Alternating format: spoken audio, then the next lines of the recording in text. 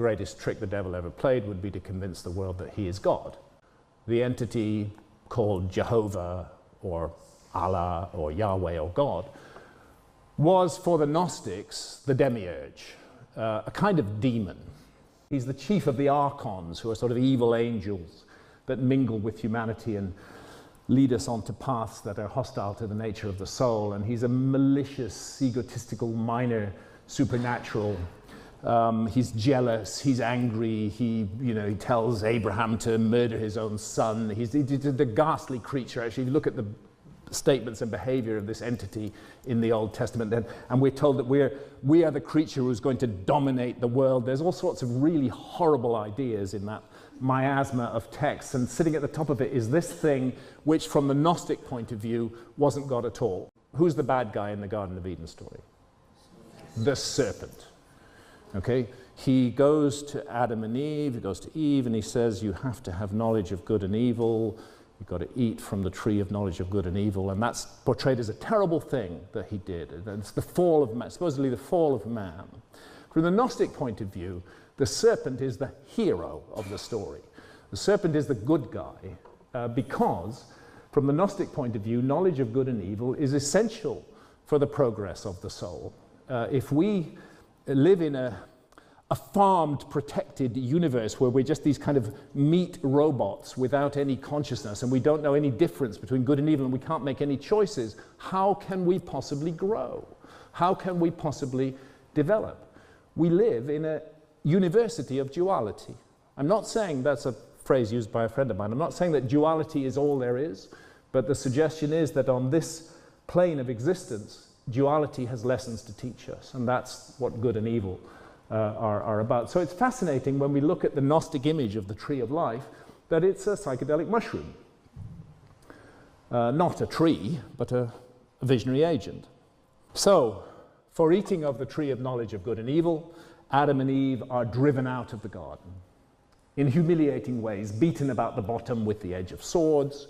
Angels are posted at the edges of the garden to keep them out, lest they find their way to the tree of life. And we've been taught, taking it in with our mother's milk since childhood, that this is right, this is the right thing. But actually, what is going on here? Here is the learning of the knowledge of good and evil leads to the expulsion from the garden. What kind of God is that? Same goes with the flood.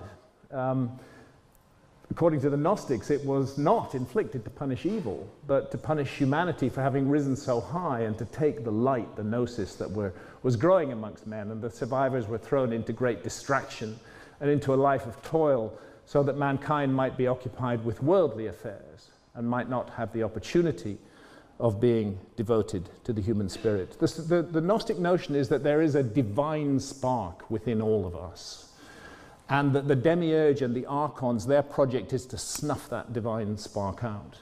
And we can only awaken it through revealed knowledge, through gnosis.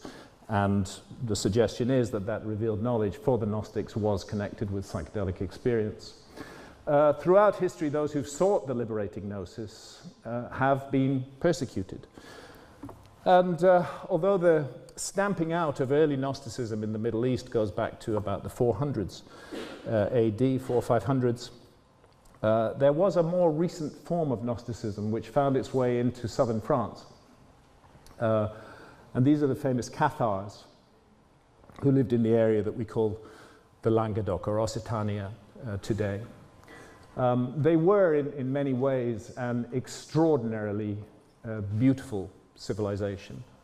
If you go back to the 12th century, they were in favor of universal literacy. They invented and distributed paper.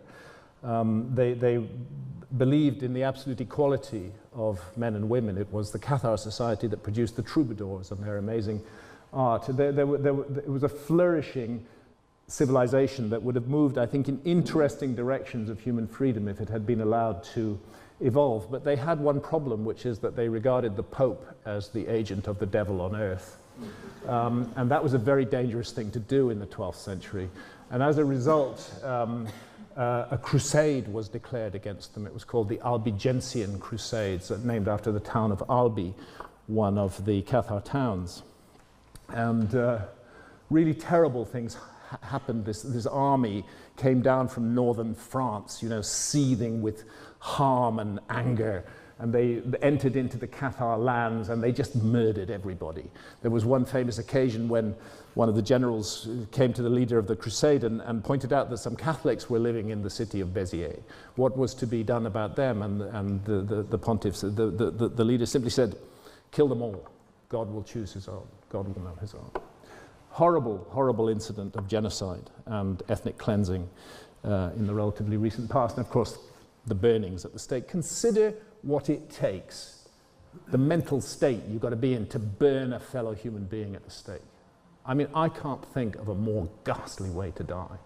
And some who've been burnt at the stake, which is actually a form of human sacrifice, let's face it. I mean, that's what's happening when people are burnt at the stake by the Catholic Church in the past. It's a human sacrifice which is being offered to their God, their perhaps demonic God. It's a terrible way to die. The fat in your body begins to bubble and burn. It's a ghastly, ghastly death. So if you're going to inflict that on the human being, another human being, what is going on in your mind that you would actually do that? And it was done cheerfully, and in huge numbers. The Cathars were burnt at the stake, their books that were destroyed, utter destruction. And from the Gnostic point of view, the demiurge and his archons and their human servants, they're always trying to steal the light. And you know, they're certainly doing so today. And if there's light growing, and I think it is, then we can be sure that tremendous archonic forces are working to suppress it. And you know, if we take the hypothesis that the Gnostic scenario is correct, just for the sake of argument, then how might we expect these forces to manifest?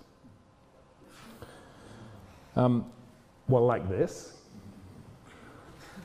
The priests, the rabbis, the mullahs of the three Abrahamic faiths, those three faiths that have been responsible for so much horror in the world over the last 2,000 years, are still at it. They're still the jealous intermediaries who impose themselves between us and the divine, who do not want us to have direct contact with the realm of spirit, and who I would say have been systematically misguiding humanity and are at the source of the terrible problems that we confront in the world today.